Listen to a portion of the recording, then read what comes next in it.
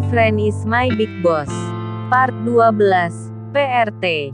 Siapa takut? Alhasil pagi gue bangun dengan badan pegal-pegal karena tidur di lantai. Pagi-pagi rutinitas anak kos ya cuci pakaian sambil ngopi-ngopi depan kamar. Apalagi Jogja saat itu paginya selalu ada embun, segar. Biasanya yang nemanin gue ngopi pagi-pagi gini Dani. Sedangkan yang lain masih pada molor. Dani berkata, "Mas dicariin bapak kos." Gue berkata, "Oh, mungkin minta bayaran kos gue bayarannya per bulan." Dani berkata, "Kata anak-anak bapak kos di sini matre loh Mas Ren." Gue berkata, "Waduh, masa anak kuliahan dipelorotin juga?" Ciko berkata, "Wah pagi-pagi sudah pada ngopi aja berber. Mesra banget." Gue berkata, "Sial lo Cik, badan gue nih yang pegal-pegal." Ciko berkata, "Hehe, sorry Ren, kan kos lo second home gue. Bagi dong kopinya." Gue berkata, "Ya udah deh Dan. Entar siang gue temuin bapak kos."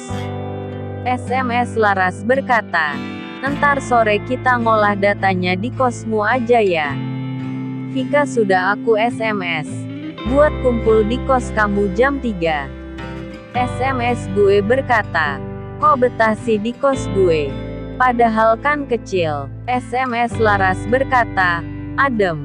Kan asik juga banyak cowoknya XD." Ternyata cowok sama cewek sama aja. Pengen lihat yang segar-segar. Siangnya gue nemuin bapak kos. Gue berkata, "Siang Pak." Bapak kos berkata, "Oh nak Randy. Masuk." Gue berkata, "Kata Dani saya disuruh ketemu bapak. Ada apa ya Pak?"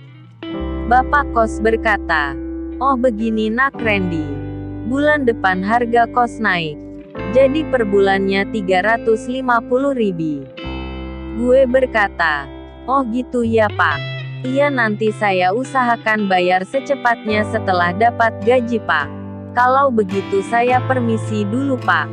Saat balik ke kamar gue lihat Dani asik bermain gitar di kursi depan kamar gue. Gue berkata, "Dan, harga kos bulan depan naik ya?" Dani berkata, "Masa Ren? Galah. Aku aja sudah bayar buat bulan depan. Tetap 150.000 kok Mas."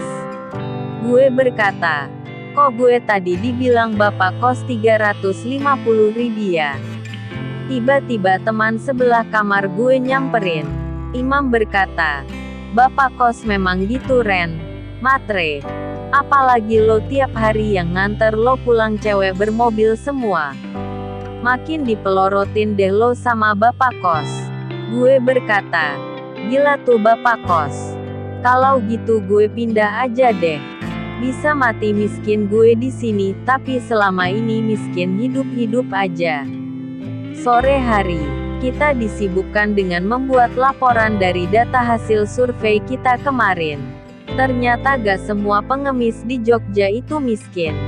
Saat melakukan survei di suatu pemukiman yang mayoritas bekerja sebagai pengemis, di situ gue melihat kenyataannya. Rumahnya lebih bagus dari rumah gue di desa.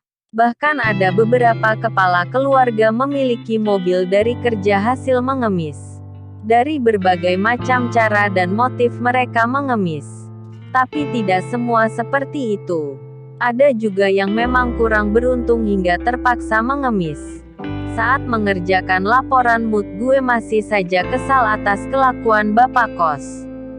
Menilai orang sebelah mata. Laras berkata, "Kamu kenapa Ren? Diem terus dari tadi." Gue berkata, "Hah, bapak kos gue ras. Matre. Semenjak yang datangin gue pakai roda 4. Harga kos gue dinaikin sendirian." Laras berkata, "Wah kejam banget bapak kosnya. Terus sudah ada rencana mau pindah kemana?" Gue berkata, "Belum tahu Ras. Lagi ngumpulin uang dulu buat pindahan ke kos yang baru." Vika berkata, "Kalau kerja di rumah gue mau. Jadi lo bisa tinggal di situ." Gue berkata, "Serius Fik? Mau banget gue. Kerja apa Fik? Vika berkata, kebetulan minggu kemarin Pak Budi salah satu PRT resign. Jadi tinggal Mbak Maya sendirian.